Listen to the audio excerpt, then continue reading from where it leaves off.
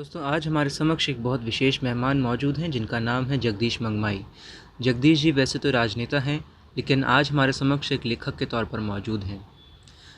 जगदीश जी पहले तो दिल्ली नगर निगम के निर्माण समिति में अध्यक्ष रह चुके हैं और कई आंदोलनों का उन्होंने नेतृत्व भी किया है, जिस पे उन्हें छात्रों का और तमाम सरकारों का भी साथ मिला।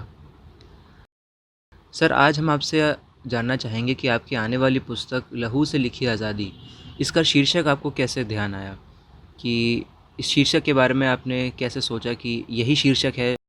इस शीर्षक का नाम ऐसे सोचा कि सामान्यतः एक पाठ्यक्रम में ये पढ़ाया गया कि आज़ादी, सत्याग्रह, अहिंसा, स्वतंत्रता आंदोलन का यही एक पक्ष था। लेकिन चूँकि स्वतंत्रता आंदोलन के दौरान लाखों लोग शहीद हुए और लाखों लोगों का बलिदान हुआ, तो ज़ाहिर तौर पर उनके लहू से ही ये आज़ादी की रचना हुई है या आज़ादी के इतिहास लिखा गया है, जिसको हम नज़रअंदाज नहीं कर सकते। इसलिए दोनों पक्षों का अपना अपना महत्व है और हमारे सामने दोनों पक्ष सार्वजनिक होने चाहिए और ख़ासकर अगली हमारी भावी पीढ़ी के लिए उनके बारे में जानना ज़रूरी है कि जिनकी वजह से आज ये आज़ादी की हवा में हम सांस ले रहे हैं और आज आज़ादी का जश्न मना रहे हैं। सर, एक बार पुस्तक के बारे में और अपने इतिहास के बारे में मैं आपके मुंह से सुनना चाहूँगा कि इस पुस्तक के अंदर आपने उसको किस तरह दर्शाया है, क्योंकि हम सभी पाठक दर्शक इंडिया स्पीक्स डेली के अपने इतिहास के बारे में काफ़ी समय से पढ़ना चाह रहे हैं और सही इतिहास पढ़ना चाह रहे हैं। तो मैं आपसे एक बार जानना चाहूँगा कि क्या होगा इसकी पुस्तक में? देखिए, मूलतः ये है कि हमारा एक गौरवशाली इतिहास रहा है।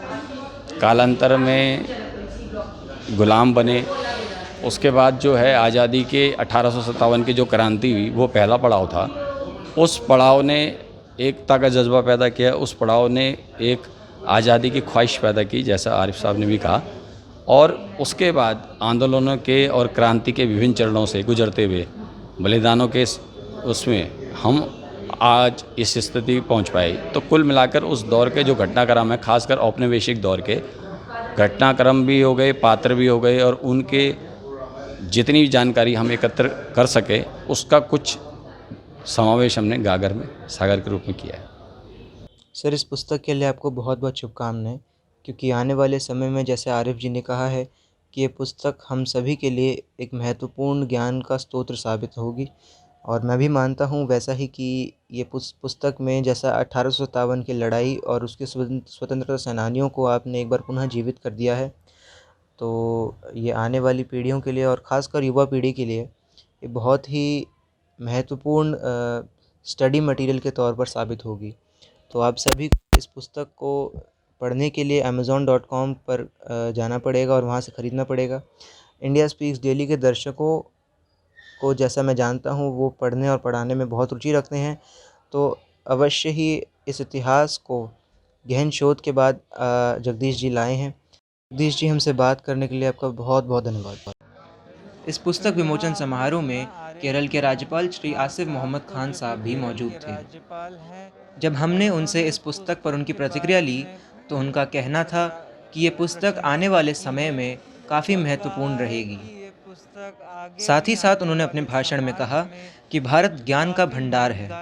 हम अपनी विरासत को अगर संजो कर रखेंगे तो भविष्य स्वयं ही अच्छा होता चला जाएगा।